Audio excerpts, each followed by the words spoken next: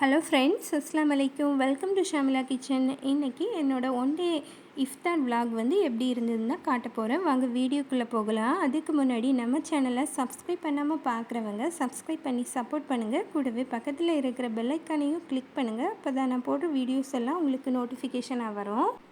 இப்போ நான் வந்துட்டு இஃப்தாருக்கான ஃபுட்டெல்லாம் ரெடி பண்ணுறதுக்காக சாயங்காலம் ஒரு 5 மணி போல் கிச்சனில் வந்து போனேன். அதுக்கப்புறமா நான் வந்து இப்போ கொஞ்சம் ஃப்ரூட்ஸ் எல்லாம் எடுத்து வச்சுருக்கிறேன். இப்போ இந்த ஃப்ரூட்ஸ் எல்லாம் தான் முதல்ல வந்து கட் பண்ணி எடுத்துக்க போகிறேன். முதல்ல வந்து ஒரு ட்ராகன் ஃப்ரூட் எடுத்து நான் இந்த மாதிரி கட் பண்ணி எடுத்து வச்சுட்டேன். அதுக்கப்புறமா வந்துட்டு ஒரு பீஸ் வாட்டர் மெலன் வந்துட்டு ஃப்ரிட்ஜில் இருந்தது. அதையும் வந்து இந்த மாதிரி கட் பண்ணி எடுத்து வச்சுட்டேன். அதுக்கப்புறமா இந்த எல்லோ வாட்டர் மெலனையும் சின்ன சின்ன பீசஸாக இந்த மாதிரி கட் பண்ணி எடுத்து வச்சுட்டேன். அதுக்கப்புறமா வந்து ஒரு ஆப்பிள் எடுத்து கட் பண்ணி வச்சுருக்கிறேன். அடுத்ததாக வந்துட்டு இந்த பைனாப்பிள் வந்து எதுக்குன்னா பைனாப்பிள் கஸ்டர்ட் பண்ணுறதுக்காக தான் இந்த பைனாப்பிளை நான் கட் பண்ணி எடுத்து வச்சுருக்கிறேன். அதுக்கப்புறமா வந்துட்டு ஒரு பாதி பப்பாளி பழம் எடுத்து ஜூஸ் பண்ணுறதுக்காக இந்த மாதிரி ஃபைன் பேஸ்ட்டாக அரைச்சிட்டு அதில் வந்து சுகர் ஆட் பண்ணாமல் இந்த மாதிரி நன்னாரி சர்பத் தான் ஆட் பண்ணியிருக்கிறேன். இது கூட வந்துட்டு நான் ஐஸ் வாட்டரும் ஆட் பண்ணி பப்பாயா ஜூஸ் வந்து ரெடி பண்ணி எடுத்துட்டேன்.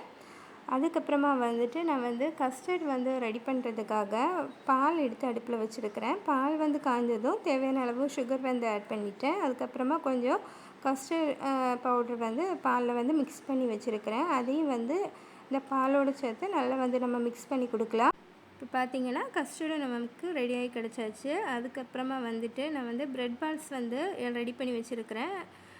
அதை வந்து டிப் பண்ணுறதுக்காக ஒரு முட்டை எடுத்து நல்லா அடித்து வச்சுட்டேன். ப்ரெட் க்ரம்ஸும் ரெடி பண்ணி வச்சுருக்கிறேன். அதுக்கப்புறமா முட்டை பஜ்ஜி பண்ணுறதுக்காக பஜ்ஜி மாவும் எடுத்து கரைச்சி வச்சுட்டேன்.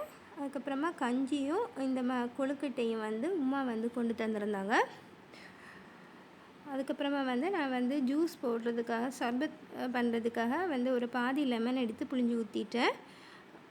அது கூட வந்துட்டு சப்ஜா சீடையும் ஊற வச்சு எடுத்து வச்சுருக்கிற சப்ஜா சீடையும் போட்டு விட்டுட்டேன்.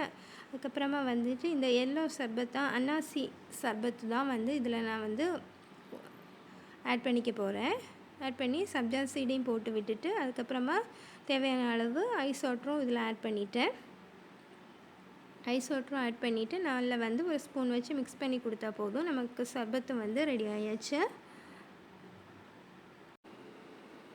இப்போ வந்து முட்டையெல்லாம் நல்லா வந்தாச்சு. அதை வந்து சின்ன சின்ன பீசஸாக நான் கட் பண்ணி வச்சுருக்கிறேன். அதுக்கப்புறமா ஒரு கடாயில் நல்லா ஆயில் ஊற்றிட்டு ஆயில் வந்து சூடானதும் இந்த மாதிரி முட்டையை எடுத்து பஜ்ஜி மாவில் நல்லா வந்து எல்லா இடம் பண்ணுற மாதிரி டிப் பண்ணி விட்டுட்டு நான் வந்து ஒவ்வொரு பஜ்ஜியை வந்து ஃப்ரை பண்ணி எடுத்துட்டேன். அதுக்கப்புறமா வந்து இந்த ப்ரெட் பால்ஸ் வந்து ரெடி பண்ணுறதுக்காக இந்த ப்ரெட் பால்ஸ் எடுத்து எக்கில் வந்து நல்லா டிப் பண்ணி எடுத்துகிட்டு அதுக்கப்புறமா வந்து இந்த ப்ரெட் க்ரம்ஸ் வந்து எல்லா இடமும் படுற மாதிரி நல்லா போட்டு விட்டுக்கலாம். போட்டு விட்டுட்டு இந்த ப்ரெட் பால்ஸை வந்து நம்ம ஃப்ரை பண்ணி எடுத்துக்கலாம். இப்போ எல்லா ப்ரெட் பால்ஸையும் நான் இந்த மாதிரியே ஃப்ரை பண்ணி எடுத்துட்டேன்.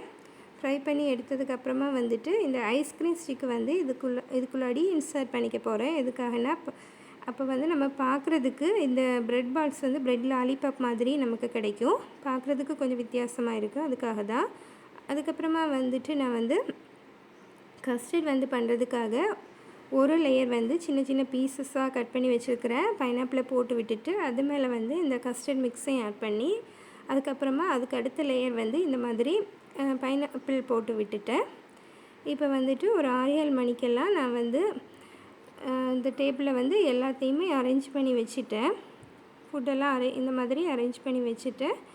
அதுக்கப்புறமா வந்து நோன்பு திறந்ததுக்கு அப்புறமா வந்து நைட் டின்னருக்கான ப்ரிப்ரேஷன் தான் பண்ண போகிறேன். அதுக்காக வந்துட்டு நான் வந்து ப்ரக்கோலி கிரேவி தான் இன்றைக்கி பண்ண போகிறேன். ப்ரக்கோலி கிரேவியும் சப்பாத்தியும் தான் இன்றைக்கி ரெடி பண்ணி எடுத்துக்க போகிறேன்.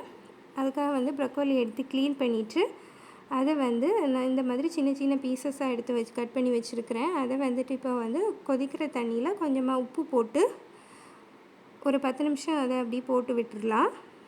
அதுக்கப்புறமா வந்து நான் ஒரு 4 வெங்காயம், 2 தக்காளி, 2 பச்சை மிளகாய் எடுத்து வச்சுருக்கிறேன். அதையும் வந்து நான் கட் பண்ணி எடுத்து வச்சுட்டேன். இப்போ இந்த தண்ணியில் போட்ட ப்ரக்கோலி எடுத்து நான் வந்துட்டு ஒரு பவுலில் எடுத்து இந்த மாதிரி சேர்த்துட்டு தேவையான மசாலா எல்லாம் அதில் ஆட் பண்ணிட்டேன். அது கூட வந்து கொஞ்சமாக கார்ன்ஃப்ளவரும் ஆட் பண்ணியிருக்கிறேன். இப்போ இதை எல்லாத்தையும் போட்டு நல்லா மிக்ஸ் பண்ணி விட்டதுக்கப்புறமா கொஞ்சமாக உப்பும் போட்டு நல்லா மிக்ஸ் பண்ணி விட்டுடலாம். அதுக்கப்புறமா இதை வந்துட்டு நான் வந்து ஃப்ரை பண்ணி எடுக்க போகிறேன்.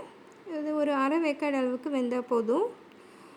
இந்த மாதிரி ஃப்ரை பண்ணி எடுத்துட்டேன். அதுக்கப்புறமா வந்துட்டு வேற ஒரு கடாய் வச்சுட்டு அதில் வந்து ஆயில் ஊற்றி அதுக்கப்புறமா வெங்காயத்தை போட்டு நல்லா வதக்குனதுக்கப்புறமா இது கூட வந்துட்டு இஞ்சி பூண்டு பேஸ்ட்டும் தக்காளி அதுக்கப்புறமா அந்த பச்சை மிளகாய் எல்லாத்தையும் போட்டு நல்லா வதக்கி விட்டுடலாம். இப்போ இதெல்லாம் கொஞ்சம் நல்லா வதங்கி வந்ததுக்கப்புறமா நம்ம ஃப்ரை பண்ணி வச்ச அந்த ப்ரொக்கோலி எடுத்து இதில் சேர்த்துட்டு நல்லா மிக்ஸ் பண்ணி விட்டுறணும். மிக்ஸ் பண்ணி விட்டதுக்கப்புறமா நான் வந்துட்டு இதில் மசாலா வந்து ஆட் பண்ணிக்கிறேன். இதில் வந்து ஒரு 1.5 டீஸ்பூன் அளவுக்கு காஷ்மீரி சில்லி பவுடரும், 1/2 டீஸ்பூன் அளவு கரம் மசாலா, 1/2 டீஸ்பூன் அளவு மஞ்சள் தூள், ஒரு டீஸ்பூன் அளவுக்கு பெருஞ்சீரகத்தூள் ஆட் பண்ணியிருக்கிறேன். ஆட் பண்ணி தேவையான அளவு தண்ணி சேர்த்து நல்லா வந்து கொதிக்க விட்டு எடுத்தோன்னா இந்த ப்ரொக்கோலி கிரேவி வந்து ரெடி ஆயிரும். அதுக்கப்புறமா வந்துட்டு நான் அதில் கொஞ்சமாக மல்லி இலையும் கருவேப்பிலையும் போட்டு விட்டுட்டு இப்போ பார்த்திங்கன்னா ப்ரொக்கோலி கிரேவி வந்து சூப்பராக ரெடி ஆயாச்சு. அதுக்கப்புறமா வந்துட்டு சப்பாத்தி வந்து நான் வந்து நைட் தான் பண்ணுவேன். அதனால் வந்து இதில் வந்து நான் வீடியோவில் காட்டலை. இப்போ என்னோடய இஃப்தார் விலாக் வந்து இஃப்தார் விலாக் வந்து இப்படி தான் இருந்தது. உங்களுக்கு இந்த விலாக் பிடிச்சிருக்கும்னு நினைக்கிறேன். பிடிச்சிருந்தால் மறக்காமல் லைக் பண்ணுங்கள், ஷேர் பண்ணுங்கள், கமெண்ட் பண்ணுங்கள். நம்ம சேனலை சப்ஸ்கிரைப் பண்ணி சப்போர்ட் பண்ணுங்கள். தேங்க்ஸ் ஃபார் வாட்சிங்.